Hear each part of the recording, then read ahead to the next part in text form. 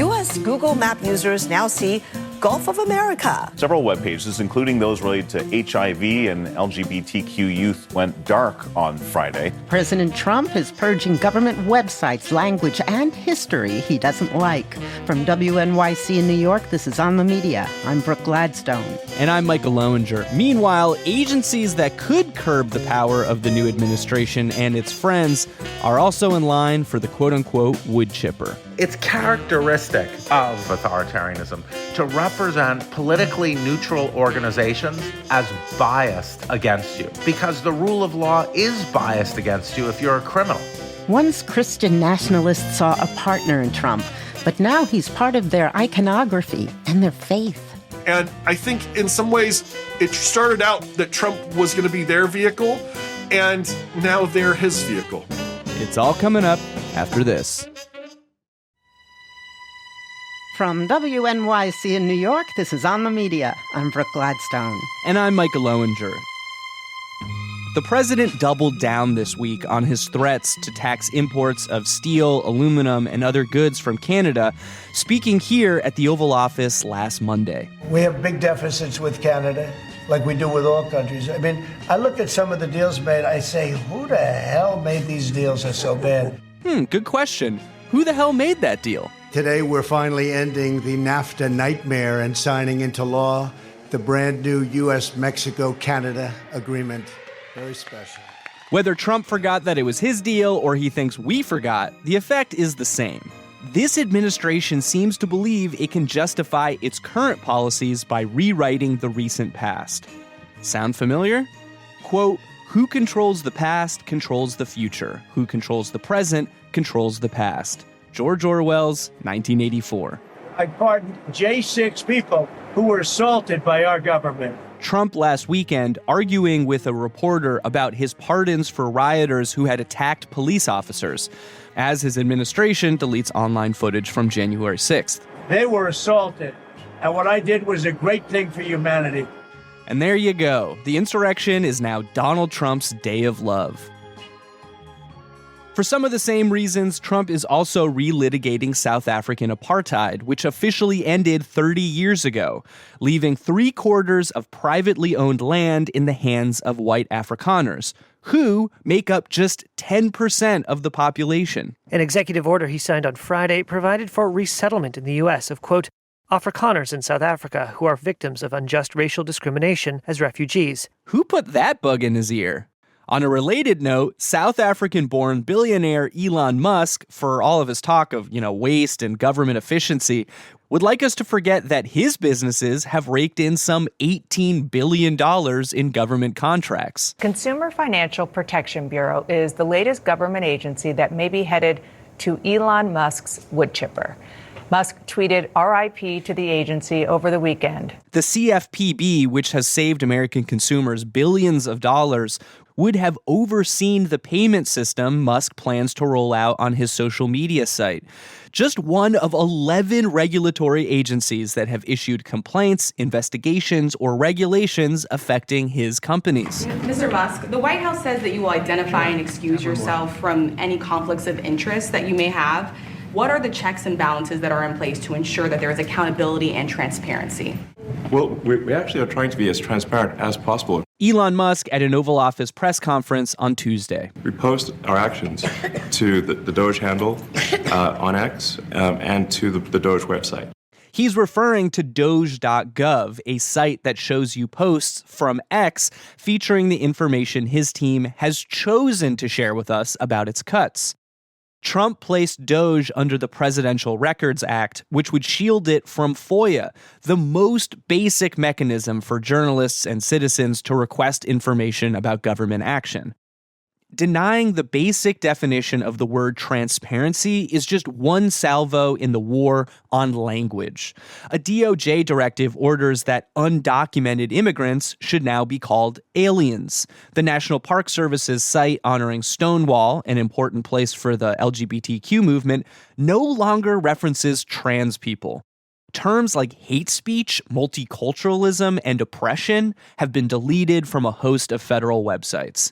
And then there's the executive order on the quote-unquote weaponization of government. Donald Trump has used executive orders to lay out the groundwork for his future plans for retribution via opening investigations into his perceived political enemies. One executive order in particular, titled Ending the Weaponization of the Federal Government, stands out. Up is down, black is white. The day one executive order restoring freedom of speech and ending federal censorship apparently did not apply this week when the White House barred an Associated Press reporter from attending an event at the Oval Office. The reason, the naming of the Gulf of Mexico. This is coming after President Trump's order to rename it the Gulf of America. AP executives say... At time of recording, the AP, with its careful style guide and editorial policies, has not yet capitulated to the president's lexicon. What about Google? Google Map users now see Gulf of America, formerly known here and everywhere as Gulf of Mexico. Google says its policy is to change names when they have been updated by official government sources. Across the internet, the administration's crackdown on language has been used as a pretense to take thousands of government web pages offline. Tonight, officials at the USDA have ordered the removal of climate change information from the department's public website. The USDA had included extensive resources on climate science and strategies for farmers. The NSA is about to hit delete on a ton of websites and internal content, just because they contain 27 banned words. Words like privilege, bias, inclusion, and even confirmation bias. The NSA uses words like privilege in cybersecurity. Privilege escalation is a hacking term. Even reliable information on policies that the Trump administration supports is hard to come by. Take the mass deportation effort from Immigration and Customs Enforcement, or ICE. One of the big questions I think a lot of reporters have right now is actually how many arrests have there been? Dara Kerr is a tech reporter at The Guardian.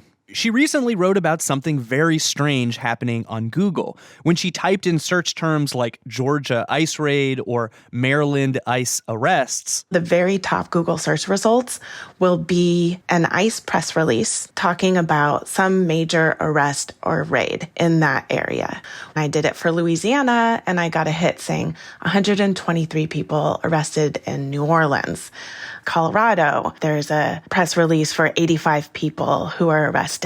Wisconsin, ICE arrests 83 criminal aliens was the headline. The press release headlines appear to be from 2025, but if you actually click on the search results, you'll see that operation in Colorado, which took place over 4 days, happened in November 2010. And those 123 people targeted in New Orleans, that was a year ago in February last year. And the 83 people arrested in Wisconsin, September 2018. And you can do this anywhere, every state, every major city, even small cities. A lot of times people will see that headline, they may not click through. And even if they do click through, they might not actually look at the original date that it was published. Because of all these press releases were updated to 2025, that would give them another boost to the top of the algorithm. Search engine optimization, or SEO, is a common technique to make links show up higher in Google results. Dara could not confirm that ICE did this intentionally to trick people, since it didn't respond to her request for comment. So the Trump administration is getting credit for all of these arrests and raids that Obama's administration had done, and Biden also. But it's kind of like a rewriting history on its head, grabbing old history and making it new again. I want to leave you with one more example of the current war on good, timely information. Right-wing attacks on another source that also ranks near the top on Google search. Wikipedia. The richest person in the world, Elon Musk, has made himself an enemy of Wikipedia. And he claims it's because he's opposed to the woke mind virus. Much of his early concerns about Wikipedia centered around articles that spoke about him or his companies where he didn't feel he was being portrayed fairly. Molly White is an independent journalist and author of the Citation Needed newsletter.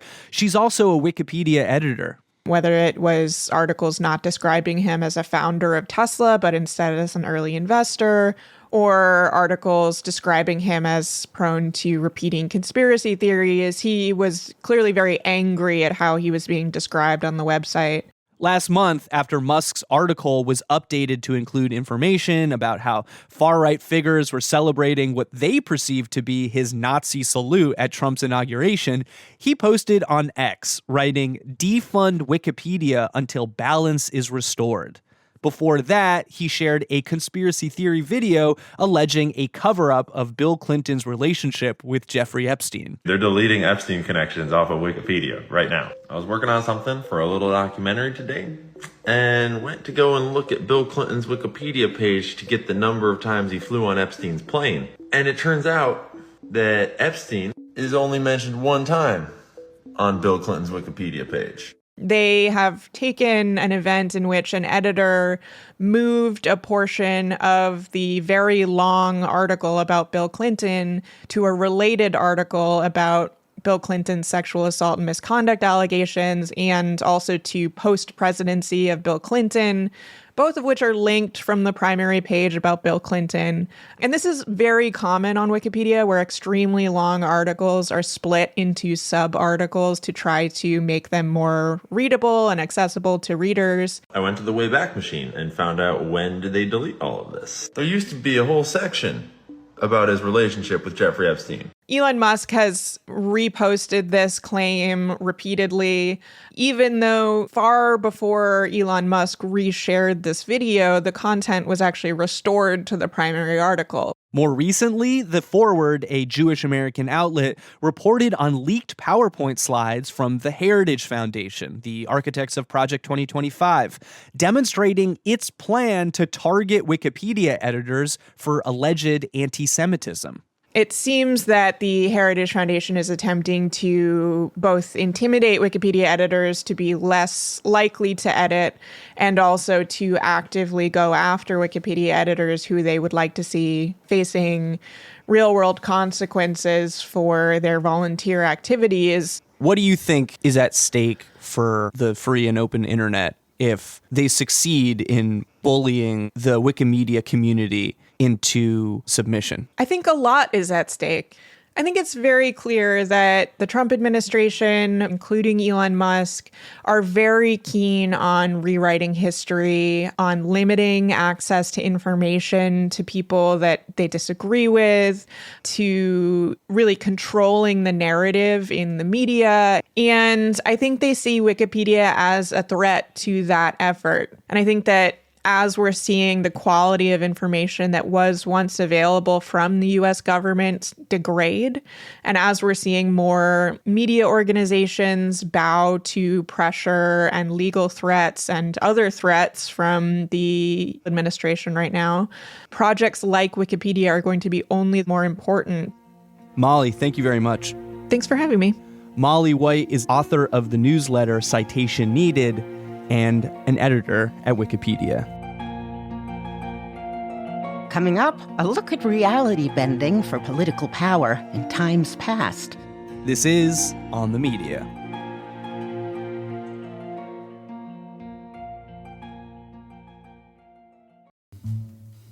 This is On the Media. I'm Micah Loewinger. And I'm Brooke Gladstone. In the third week of the Trump administration's ongoing endeavor to revise history, the focus stays fixed on government corruption. This week in the Oval Office, Elon Musk again claimed, without evidence, that Doge was finding malfeasance all over the place, that some federal workers were just rolling in dough. But just there seems to be mysteriously they get wealthier. We don't know why. Where does it come from? And I think the reality is that they're getting wealthier at the taxpayer expense. That's the honest truth of it. Meanwhile, Musk's companies are being investigated by the Departments of Defense, Justice, Transportation, Agriculture, the Interior, and a heap of agencies, many of which have gone under his Doge knife, even as he continues to enrich himself through numerous government contracts.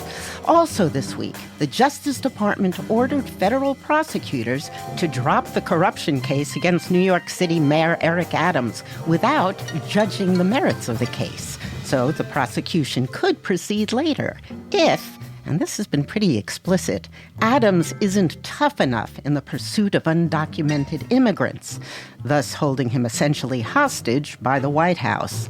Many lawyers quit, including the top attorney in the case, Trump appointee Danielle Sassoon, an avowed conservative, a member of the Federalist Society no less, who refused to dismiss the case because it would set a, quote, breathtaking and dangerous precedent. All this while the president, apparently still sore about all those felonies on his record, continues to reverse laws against corruption, like the one that prevents American businessmen from bribing foreign governments, and expunge the records of criminals with the scritch, scritch, scritch of the presidential Sharpie. Good. It's my honor to do it. Notably exonerated this week was former Illinois Governor Rod Blagojevich, who'd served 8 years of a 14-year sentence for trying to sell the Senate seat held by Barack Obama prior to his election as president. I've watched him. He was set up by a lot of bad people, some of the same people that I had to deal with. It was a sort of a terrible injustice. They just were after him. I mean, I've got this thing, and it's golden. Blagojevich on the phone bragging about his scheme to sell the Senate seat. And I'm just not giving it up for nothing. I'm not going to do it. And I can always parachute use it, and if I could parachute me there. I talked to Fred about that. You know, there's life after that if I do it. Blago, as he was called, was also convicted of shaking down a children's hospital exec for campaign contributions and stalling a bill involving the horse racing industry in search of same. In between trials, NBC News reminds us, Blagojevich was a contestant on the Celebrity Apprentice. So, Governor, you have a hell of a lot of guts, I have to tell you that. I have friends where things have happened to them. They crawl into a corner, they die, you're out there punching. So I respect that. I appreciate that. History shows that making the dirty clean and the clean dirty is standard procedure for authoritarians on the rise. Another tactic involves getting rid of inconvenient images. Soon after Trump took office last month, the Pentagon removed portraits of previous Trump appointees, Mark Milley, former chairman of the Joint Chiefs of Staff, and former Defense Secretary Mark Esper. Newly appointed Attorney General Pam Bondi removed big portraits of Joe Biden, Kamala Harris, and Merrick Garland from DOJ walls, which she has every right to do. But just wondering, Jason Stanley is a Yale philosophy professor who studied the authoritarian playbook. Jason, does this ring any bells? Well, famously, Lenin's speech on May 5th, 1920, in Moscow to Soviet troops had Leon Trotsky and Lev Kamenev in the foreground. The photo was later doctored. Trotsky and Kamenev were removed. So this altering of history is characteristic of authoritarian regimes, and particularly the removal of photos is an iconic image from the Soviet era. Stalin did that constantly. He also put himself in pictures sometimes. I just wonder, what does it mean? Is it just you're starting year one? An authoritarian regime has to construct a mythical past that glorifies its struggles to gain power, glorifies reversals, and then represents them as ultimately a path to success. Last year, you published a book called Erasing History, How Fascists Rewrite the Past to Control the Future. Let's lay aside the F word for now and just talk about the history of rewriting history. I mean, not every incident needs to set your hair on fire, right? No, but if you think about what your sort of cartoon vision of an authoritarian society is, it's a certain path through history. It's what we might call a patriotic path. It's one that venerates the nation as singular and great. In Mein Kampf, Hitler speaks a lot about patriotic education. And he says, Germans have forgotten the art of picking the great men from their past and showing that they represent the greatness of the German nation. Aiming the education system not at understanding the history of a country, but rather on venerating and worshiping it. This is authoritarian education. This is how you transform your education system that will lead people to regard critical voices as unpatriotic and threats. Today, in Russia, there's actually a film about this called Mr. Nobody. You see the transition to the extreme patriotic education now centered in Russian schools. Vladimir Putin said, and it's shown in this film, wars are won by teachers. You wrote that for wannabe authoritarians, history, the courts, and education are all necessary conquests. So let's talk about how authoritarian regimes, you say, find history profoundly threatening, even when it's not about them. Because if we look at a Russian organization known as Memorial, they're gathering history together, they're collecting documents, and Putin put a stop to it. But it wasn't about Putin. It was about Stalin's crimes. And he completely smashed the organization, put its leaders in prison. What Putin wants to do is represent Russia as great. And the Soviet Union is part of that narrative of greatness. Under the Soviet Union, Ukraine was a part of the empire. And so Putin wants to reach back to the previous czars and leaders of the empire who conquered the places he wants to conquer and place them on a pedestal. So if you're going around documenting Stalin's crimes, that, by the way, look to some, in many respects, like the crimes Putin is committing and wants to commit, that is threatening to anyone who wants to imitate Stalin. And you've argued that this impulse to delete inconvenient history isn't exactly a new reflex in the United States. We really need to understand the history of the rewriting of Reconstruction because we're seeing those same tactics again. So Reconstruction was that brief era after the Civil War when Black Americans in the South were allowed to vote and hold political office. So, for instance, when I went to school in the 70s and 80s, you would always talk about the first Black congressperson from the South since Reconstruction. That was a standard thing to say. Those of us of my age will remember that. Reconstruction ended because they said Black politicians were corrupt and incompetent. The attacks on DEI are extremely evocative of that. They're saying any Black person in power has gotten there because of these programs. This is exactly the narrative that ended the Black vote in the South in the 1870s. And it's extremely concerning that we're seeing the exact same tactics again. Maybe back up a little, because listeners may have a gut reaction from comparisons of America today to Nazi Germany or even Jim Crow. Still? Brooke, come on. Given that we ourselves had a society in which large swaths of us were not allowed to vote, and that not voting and prevention of Black Americans from holding positions of power was held in place by the erasure of history and making up myths. We don't need to look abroad for these strategies and tactics. They held in place a white racial regime in the South until the mid-1960s, when most other countries had given up those kinds of things, including Germany. You've spent a lot of time studying not just authoritarianism, but the descent into it. Where do you think America, as it is now, stands compared to, say, Putin's Russia or Hungary under Viktor Orban? They're explicitly imitating Viktor Orban. He's venerated by the people now in power. So we know to expect a lot of what has happened in Hungary, and we're seeing it already. We're seeing the media being threatened, seeing the organs of the state being used against the media. So the media is essentially bribing Trump, like with the 60 Minutes Harris interview, where Trump claimed that they were harming his election chances. And it was a completely spurious lawsuit, but it looks like they're going to settle with him, essentially a bribe. So that kind of thing is very Hungary.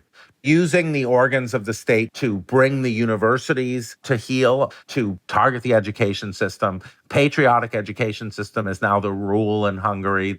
The elementary schools and high schools have classes that are just basically nonsense. So we are now in a situation probably close to where Hungary is, not anywhere near where Putin's Russia is, where they're actually putting people in prison and murdering them just for being in the opposition or just for being critical voices. You were warning last year of the effects of a Trump White House on education. On January 29th, he signed an executive order on ending radical indoctrination in K-12 schooling, and he demanded that patriotic education be taught to kids. The patriotic education move is a classic authoritarian move.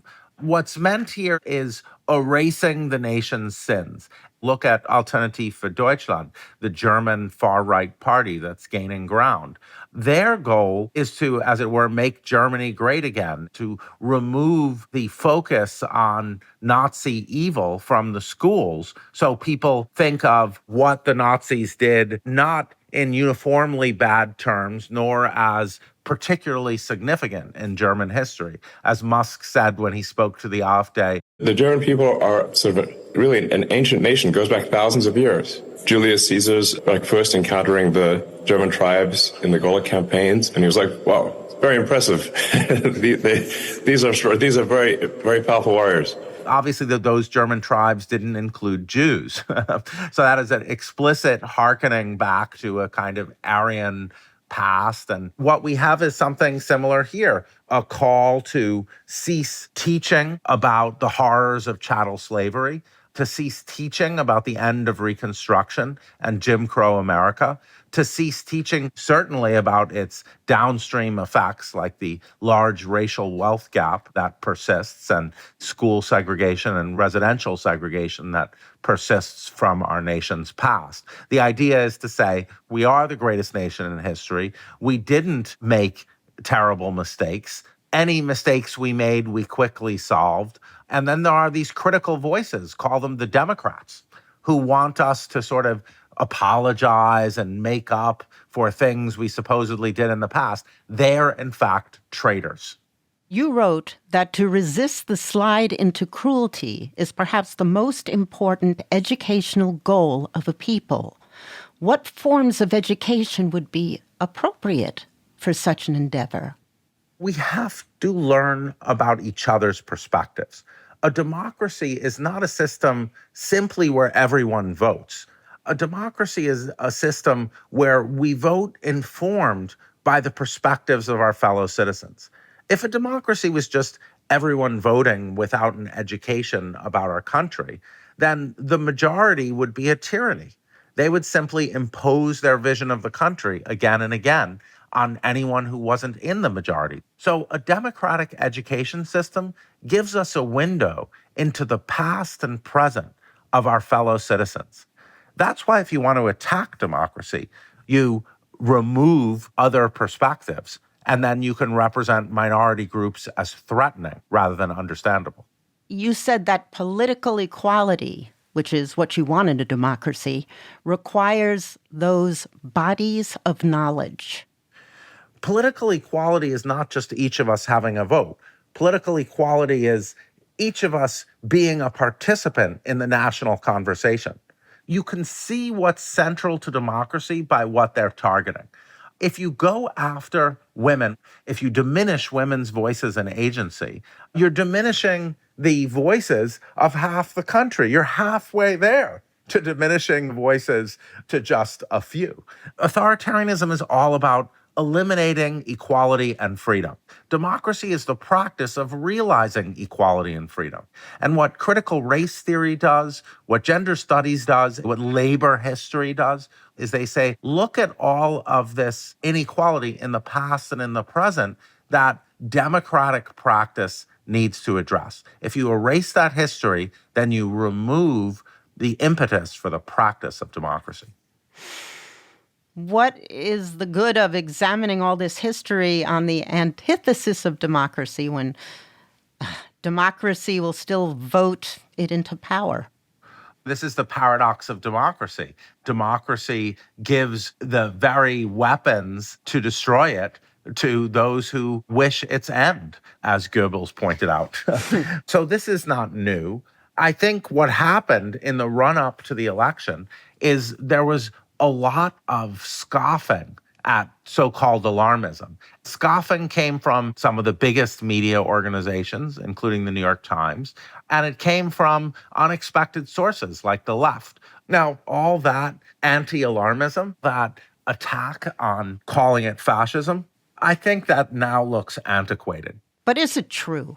I mean, now, at this time, is it true? Yes. It's almost comically fascist. I mean, the reinventing the past, the rewriting of January 6th, the rewriting history, the use of government to just simply enrich the people who support it. Corruption is the rule. The idea is that anyone who's not a follower of the leader, they're the corrupt ones. And if you are a follower of the leader, you get whatever you want. That's Putin's Russia. That's Orban's Hungary. That's just how authoritarianism works. And the firing of the inspectors general? It's characteristic of a number of kinds of authoritarianism to represent politically neutral organizations as biased against you, because the rule of law is biased against you if you're a criminal. So what you do is you say, hey, those courts that were holding me accountable for the things that I did, the bad business dealings, the overthrow of the government, whatever you did that was clearly criminal, they're biased against me. And so we have to get rid of them, because the only rule of law from now on is me. Jason, thank you very much. Thank you, Brooke. Jason Stanley is the author of Erasing History: How Fascists Rewrite the Past to Control the Future. Coming up, the president says Christians are suffering in America, a durable narrative that, lacking evidence, seems to rest entirely on faith. This is On the Media.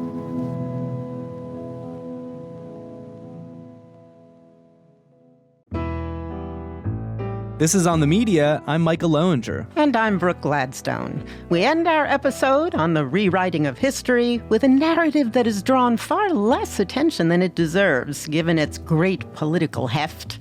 And that is the story of Christianity under siege, fighting for its very life in these United States. President Donald Trump says he wants to root out, quote, anti-Christian bias in the U.S. The mission of this task force will be to immediately halt all forms of anti-Christian targeting and discrimination within the federal government, including at the DOJ, which was absolutely terrible, the IRS, the FBI, terrible, and other agencies. The fact is, Christians are persecuted in places like Afghanistan and India, but on these hallowed shores, they are relatively footloose and fancy-free. We've just seen a surge in anti-Semitic and Islamophobic hate crime incidences. Matthew D. Taylor is a scholar at the Institute for Islamic, Christian, and Jewish Studies in Baltimore. And we don't know Trump arguing that we need to have a task force on eradicating anti-Semitism or Islamophobia. So this is a way of enshrining a certain form of Christian privilege and Christian power in the U.S. But the story of Christian victimhood is hardly new. Quite the contrary. It's been putting a righteous gloss on less than saintly behavior for at least 1,000 years. After the Roman Empire has been effectively Christianized, Christians start using the history of persecution to justify their violence against those who are not members of their own religious groups. Candida Moss, theology professor at the University of Birmingham, is author of The Myth of Persecution: How Early Christians Invented a Story of Martyrdom. As an outsider looking at it, one might say, how can one both be the most dominant religious group and also victims? But in a way, this is how Christianity flourished. From the early church onwards, when Christianity succeeded and converted the Roman emperor, that was a sign that they were protected by God. But when Christians were persecuted, which some really were, that was also a sign of their virtue. And that's really what's being invoked when someone like President Trump says that he's the greatest president ever, but also that he's a victim. Matthew D. Taylor is familiar with the different kinds of Christians represented in the new administration and what lies behind the president's frequent claim that his faith is under threat. In the U.S., I think it's a bit of a stretch to claim that there's any sort of widespread anti-Christian bias, given that Christians make up 2/3 of the population. Do the Christians around Trump really believe that they're under fire? Yes. Many Christians believe that Christianity is under fire in the United States. We'll sometimes talk about this as the problem of vulnerable majorities. And up until 1990, 90% or more of Americans were identifying as Christian. That's down to about 66% today.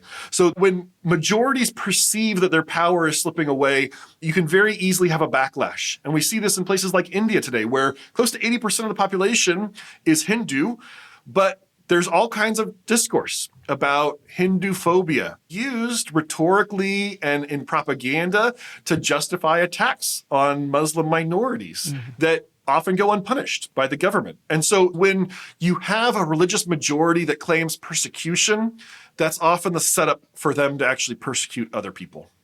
Let's talk about the task force. The president seems to have laid the foundation stone of what you call the new Christian nationalist infrastructure.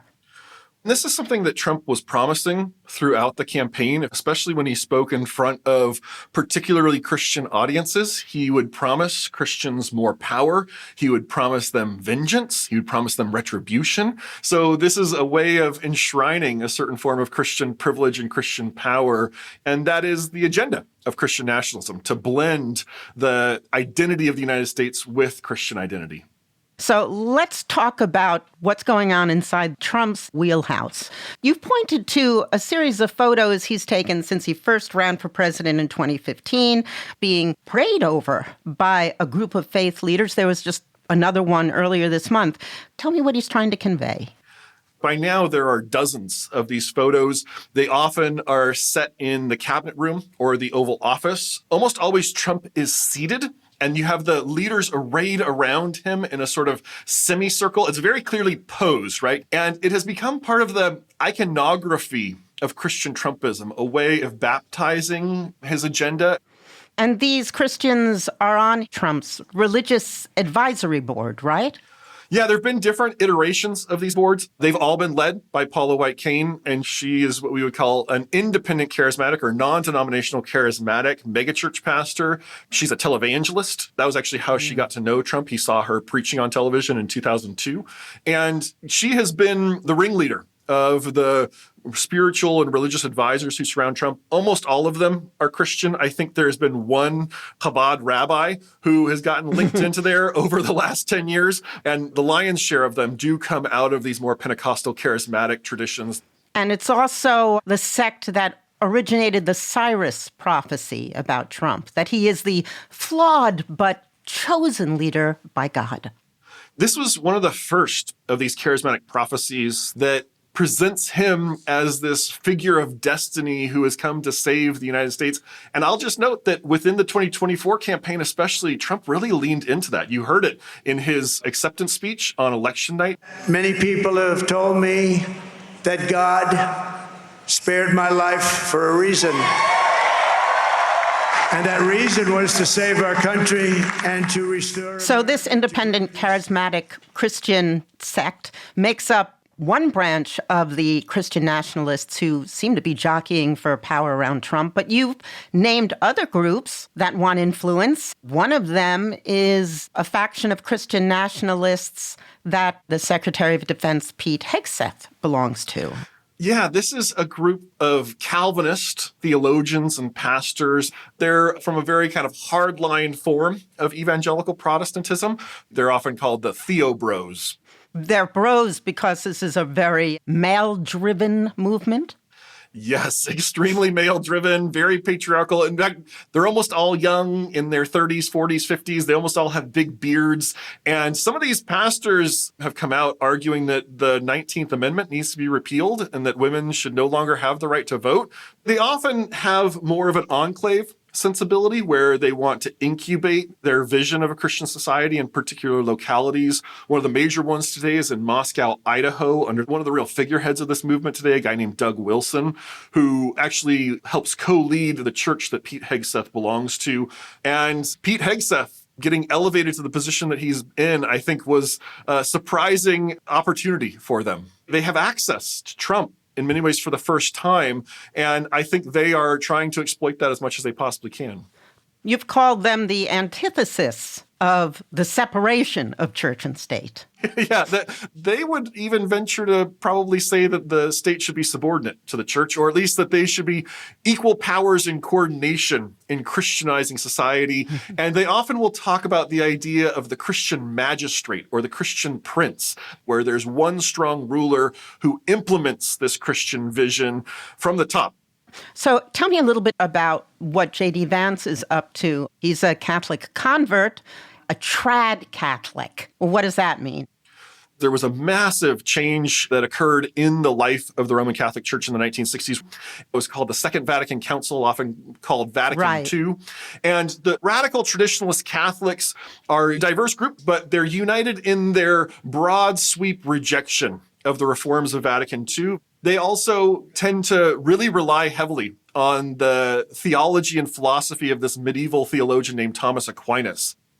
It's a powerful movement, even though much more under the radar. You have Leonard Leo of the Federalist Society, who's been carefully placing judges and officials in state governments. You have Peter Thiel, a billionaire tech bro, I guess, who's one of Vance's strong supporters. They don't have much role in the circle of his religious advisors. Their real entry point into the administration right now is especially through J.D. Vance. And if you've noticed, within the last few weeks, J.D. Vance has gotten into some theological arguments publicly. He has seemingly embraced the role of court theologian for MAGA. Yeah. He just got into a public spat with the U.S. Conference of Catholic Bishops, not exactly known for being a left-wing bunch. Tell me what happened. So the U.S. Conference of Catholic Bishops, who, yes, tend to be fairly conservative in their cultural and theological outlook, but who are also informed by the broad Catholic tradition and Catholic social teaching and concern for the poor, they started, I would say, mildly pushing back on the Trump administration, arguing that we need to show compassion to migrants, that the broad sweeping cuts through USAID are taking money out of many of these NGOs and charitable organizations around the world that are serving the poor. And J.D. Vance clapped back at them. I think that the U.S. Conference of Catholic Bishops needs to actually look in the mirror a little bit and recognize that when they receive over $100 million to help resettle illegal immigrants, are they worried about humanitarian concerns, or are they actually worried about their bottom line? Which is a remarkably cynical thing for a Catholic to say about the entire American hierarchy. And the bishops followed up with a statement saying that faithful to the teaching of Jesus Christ, the Catholic Church has a long history of serving refugees. And then the Pope got involved. Francis is so upset about the Trump administration's immigration policies that he wrote a letter to American bishops criticizing Vice President J.D. Vance for using Catholic philosophy to defend their actions.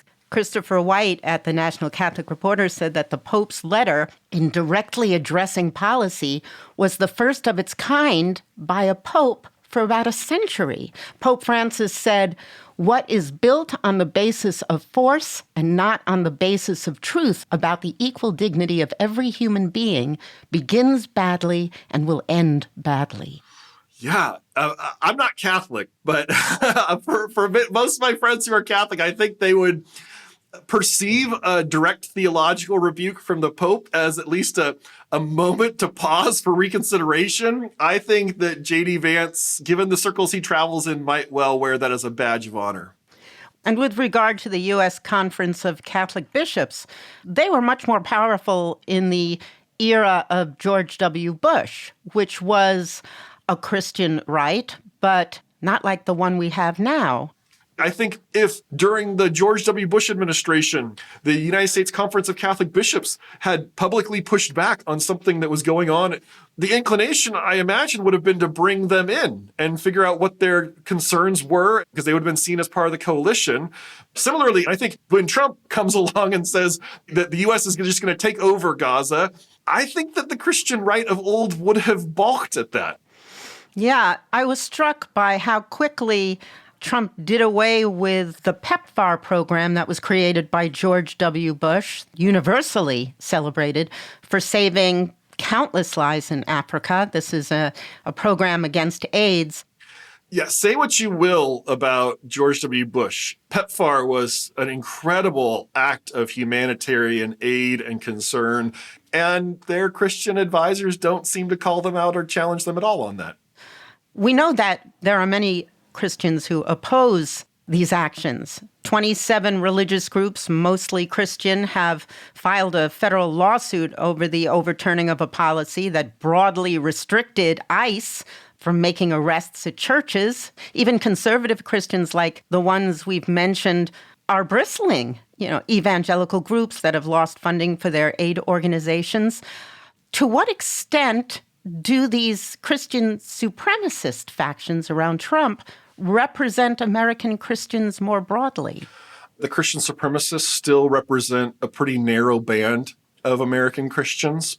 If you went and pulled 100 Christians off the street, I would argue that many of the Christians who surround Donald Trump would be in the 98th or 99th percentile in terms of how hardline, aggressive, and extreme their theology is.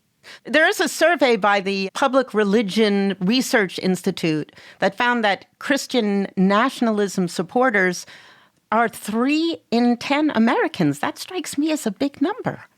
It is. But again, when we talk about Christian nationalism, there's a spectrum there. There are people who will affirm certain points of Christian nationalism. Oh, yes, the United States should be a Christian nation. And when you ask them follow-up questions, okay, so you're saying that Congress should legislate biblical morality? Oh, no. That's we just want Christian values. And you're like, okay, well, which Christian values?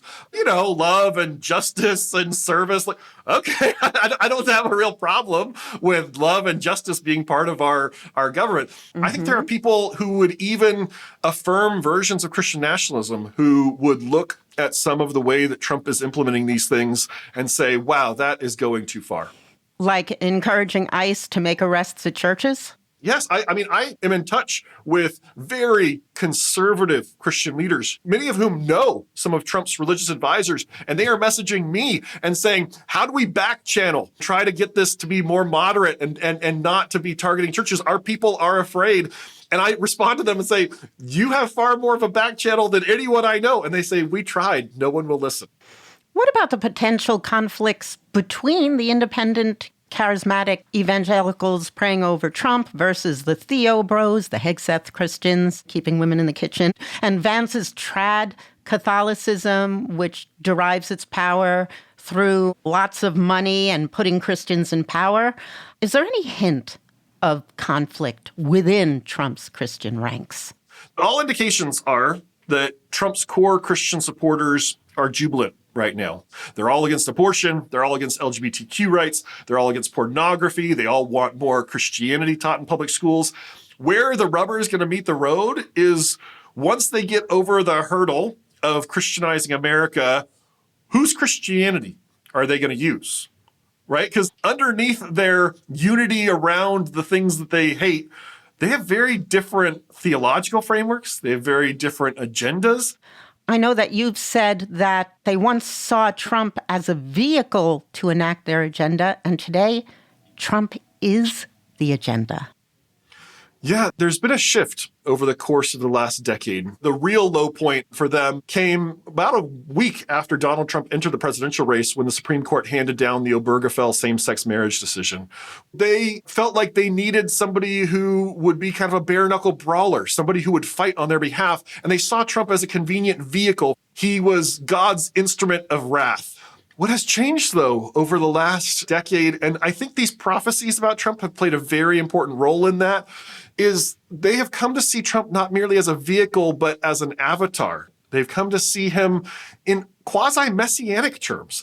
And as they have attached more and more of their spirituality to Trump, their religiosity has become very synchronized with the MAGA agenda. In the first Trump administration, some of his religious advisors, especially some of the Latino ones, started privately pushing back on Trump and saying, you're using all this anti-immigrant rhetoric. These are human beings. Can we have some compassion here? Some of those same advisors don't say a peep, even as Trump's rhetoric now has become far, far more aggressive and harsh. And I think it started out that Trump was going to be their vehicle, and now they're his vehicle. Thank you so much, Matt. Thank you, Brooke. Matthew D. Taylor is a scholar at the Institute for Islamic, Christian, and Jewish Studies in Baltimore. He's also the author of the book, The Violent Take It by Force, the Christian Movement That is Threatening Our Democracy.